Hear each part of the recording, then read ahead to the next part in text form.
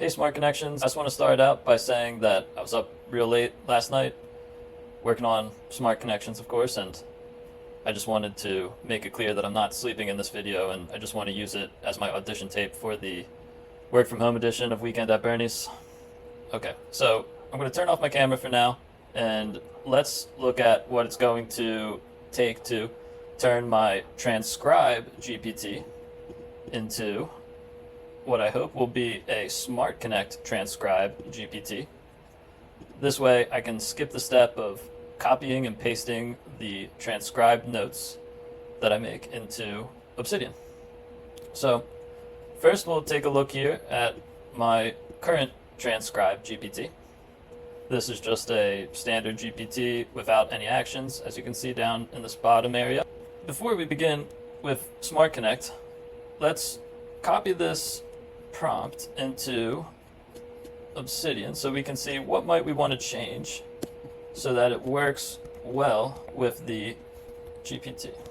For example, there's a instruction in here that basically says to output everything into a code block, and since we're using Smart Connect, we're going to want not to put these notes into a code block, and instead we're going to want them to be just in the normal markdown format so they're most usable once they get added to my notes. So your role is to transcribe handwritten notes, focus on accurate transcription, convert bullet points to markdown list items, blah blah blah, headings. These are just different instructions that I've added over time to help improve the output of the transcriptions so that it matches what I prefer.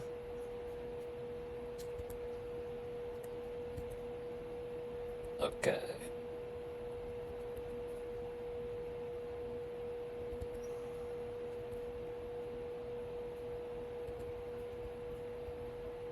So here's that, and we can remove that.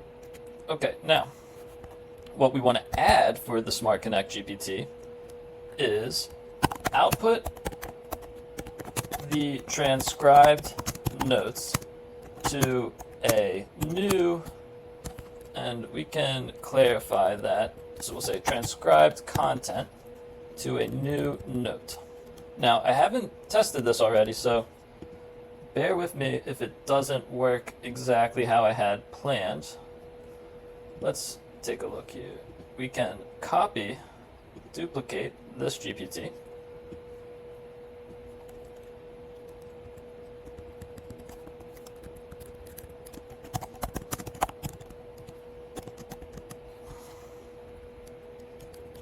we'll call it Custom Smart Connect GPT, and that is our first step into creating our new GPT. Now, if you've seen the previous videos for getting started, we're going to go to the bottom left here where it says Create New Action. And this is where we are going to connect the custom GPT to Smart Connect. And that is what will allow ChatGPT to create a note directly into my Obsidian vault. So now that we're in the Add Actions page, we're going to set up the authentication, and that is done via API key. You can find your API key in the Smart Connect software. It's labeled Local API Key. Currently, everybody has the same local API key. There are other authentication mechanisms in place, so this doesn't mean if somebody knows your API key that they'll be able to use your GPT. But in the future, you will be able to customize your your API key so that this way it just adds an extra layer of security. And when you paste your API key in here, you'll want to select the bearer option, which simply explains to ChatGPT the exact structure of how the authentication is implemented. Now we're going to want to add this schema, and to do that we can use this import from URL option. The import from URL option makes it easy to get all of the actions from Smart Connect and quickly add them to your new custom GPT. Whoops, That's not the URL. So we're going to select that, copy, paste. Okay, and now that we pasted the Open API, we are going to see that we have these paths and responses. And if we scroll down, we see that all of these actions have been loaded into the custom GPT. Now, for this specific GPT, we don't need all of these options. So what you can do is go up here to the schema section and simply delete the actions that we don't want. And in this case, we can delete all of them with the exception of the create note action.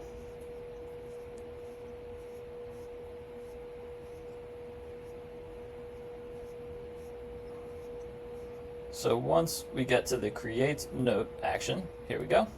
And actually, let's keep the append note action too.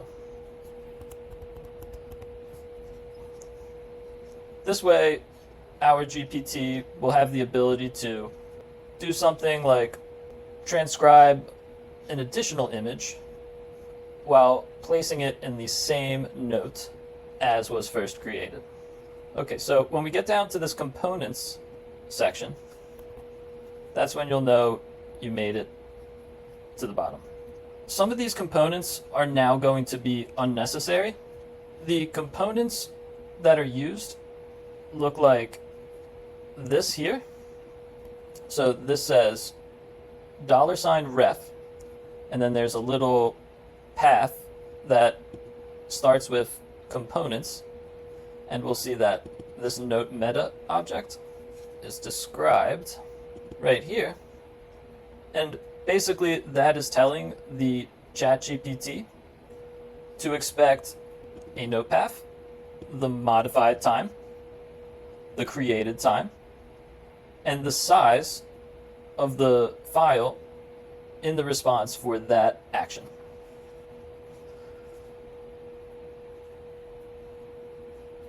So now that we have the actions added here, let's see if it works when we click the test create note button. Okay, so sometimes this error has been happening, but it's pretty easy to resolve. We're going to create the GPT, and it seems that after creating the GPT, first let's try this again here and see if that works. But if this doesn't work, okay, so it does look like it worked. Okay, so if you get that error, so just so you can see the error again, it says something about unusual activity, blah, blah, blah. I don't know what OpenAI is thinking here, but that's been happening anytime I try to create a new custom GPT. So if it happens to you, don't stress. Just save the GPT, and that seems to clear the error. But now what we're seeing is it says, custom Smart Connect GPT wants to talk to a URL. And this URL will be probably long based on the supporter key that you have. But I'm just going to click allow. And I actually should have clicked always allow. I'll click that next time it pops up. But you can see we successfully created a note. And what's cool in this little GPT builder area is that you can see exactly what is being sent to Smart Connect. So it seems like it double did a request, but it actually only did it once here. But probably it has something to do with that always allow and allow dialog messing with their UI. But basically this gives you an opportunity to see what exactly was sent by ChatGPT to Smart. You can also see this in the Smart Connect software. If you go to the very bottom and you click open console log, hopefully you won't see any errors like this, but it does seem like whatever error this was resolved. You can see there was an error and then disconnected, but now we're back to connected. And you can see up here, this was the same as what we see here.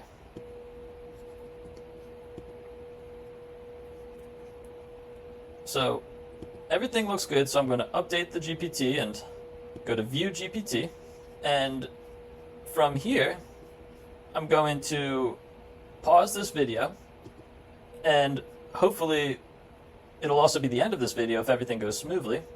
But I'm going to hop onto my phone, and from my phone, I'm going to take a picture of some recent notes, and if all goes well, we'll be able to access those notes immediately on Obsidian on my mobile device. So, I'll see you in a minute. Hey, Smart Connections, I'm back, and this time we are going to test out the custom Transcribe GPT. So to do that, I have this mess of notes here, but I pulled out a few of them for this test, and I'm already in the ChatGPT app. So I just took the picture, and you can see that it is now in the ChatGPT input, and I just hit enter. And hopefully what we'll see is that it will immediately start making a request to the server. So unfortunately that's not what we wanted. Let's see if we just tell it create a note.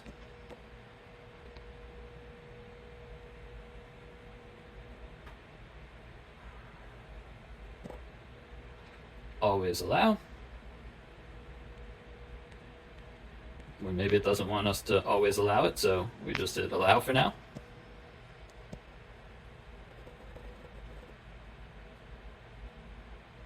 Okay, so I was hoping that it would give us a link, but that is something we can work on for improving the GPT.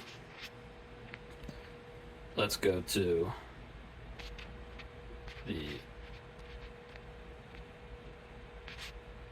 it said there should be a folder. What was the folder it told us? Should be tasks, project management. But unfortunately, I'm not seeing it here.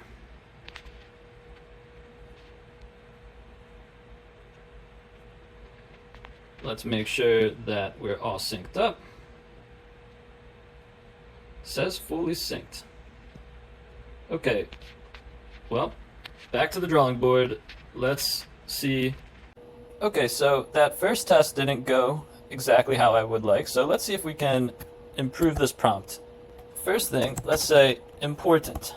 Always output the transcribed content to a new note. Important. Link to the new note when you are done transcribing.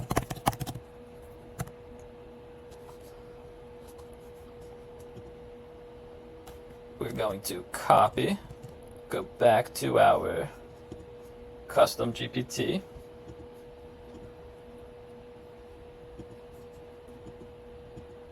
And we can paste. You know what? It looks like I missed. I see. So that explains why it didn't work. I didn't put the prompt in the first time. Okay. Well, that is good news for Smart Connect working well, because it was actually following the prompt. Let's update this.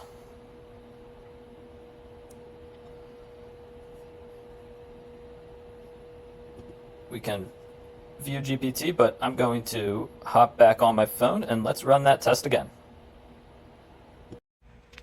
Okay, so we're back in the GPT. Let's take a picture of the note again. And now this time, since we have the correct system prompt with the instructions that explicitly state the output should be in a note, that should do what we want. And so far so good. It created this note, and unfortunately it did not link to the note, but maybe it'll be in there in the Obsidian this time.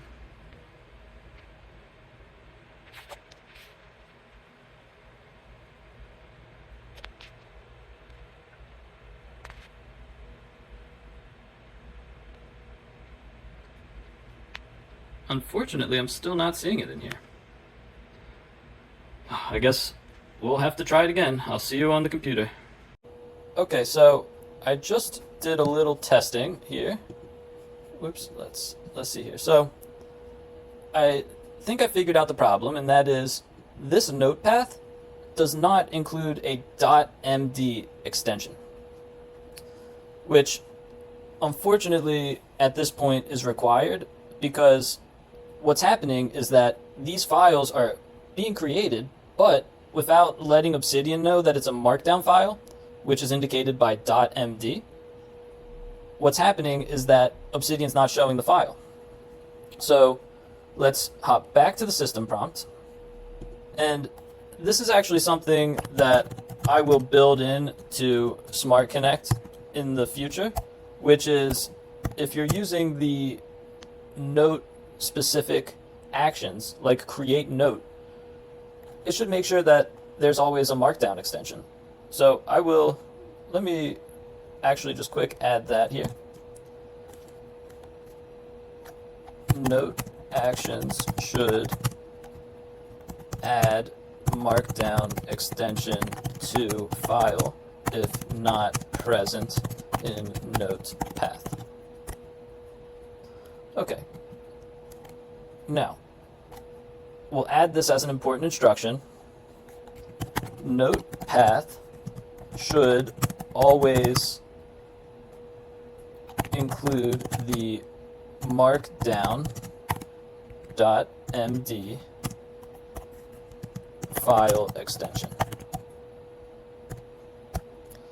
And while we're at it, since I saw that it was placing notes somewhere where I'd rather them not go, always create new notes in my... Oh man, the struggle of not knowing the Mac. There we go, okay. Inbox. I use this little emoji in my folder, so in my inbox, always create notes in my inbox folder. And that'll just make my life a little easier. So once again, I'm copying. Oops.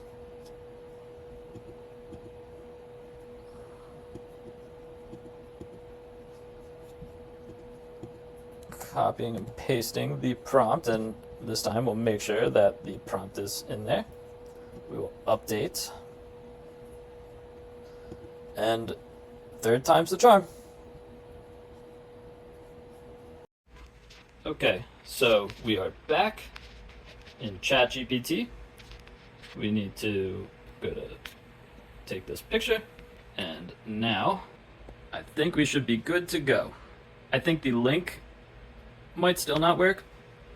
There is actually something I noticed when we were looking at those components, and that is the note meta object should have had the link path described, and that should prevent us from having to explicitly tell the GPT to include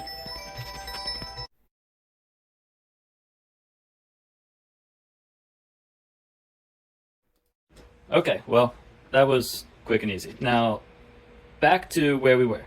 We have this handwritten notes have been transcribed into digital format, and I can view the note at that link. Let's try it out.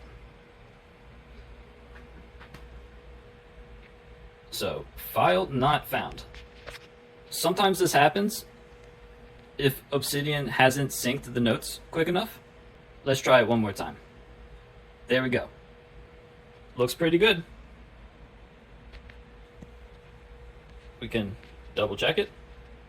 We see we've got these notes, clarified current project inventory, reviewed and archived the version 2.1 note, improved the multi-smart action prompt, and printed the open API for prompt review. And over here, looks like it did a pretty good job. So that is what creating a custom GPT using Smart Connect looks like for creating a custom GPT that transcribes your handwritten notes and adds them directly to your inbox. Now, let's just try one more note.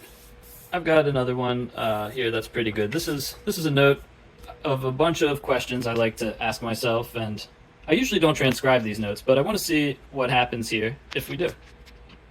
These question notes I like to use these question notes so that when I'm walking around and taking notes, it kind of gets my brain thinking. It's almost like prompting myself. So you can see these are some of my favorite questions here. What might matter most? What might I be missing? What might 10x progress look like? What might a 10x outcome look like? What decision might make everything else easier or unnecessary? And what must be clarified?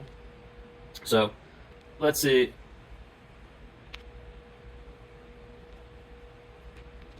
Whoops. Man, ChatGPT app. Open that link.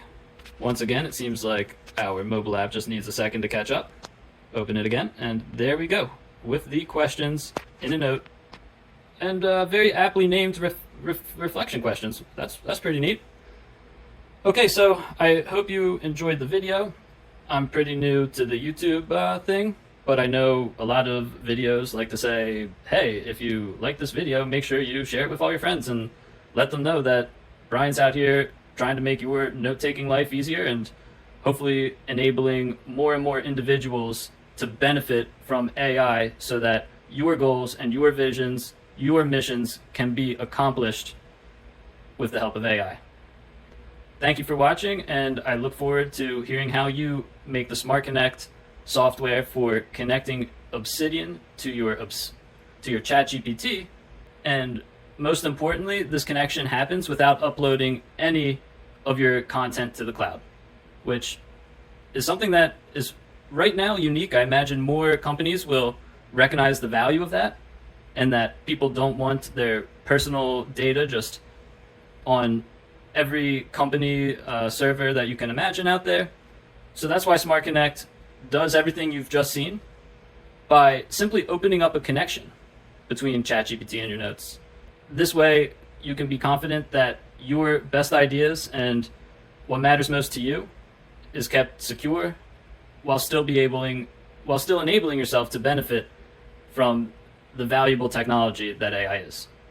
So once again, thanks for watching. Sorry for the hiccups. I hope that you were able to maybe learn something so that when you're working on your own custom GPT, maybe figuring it out becomes a little easier and you get started a little faster. Well,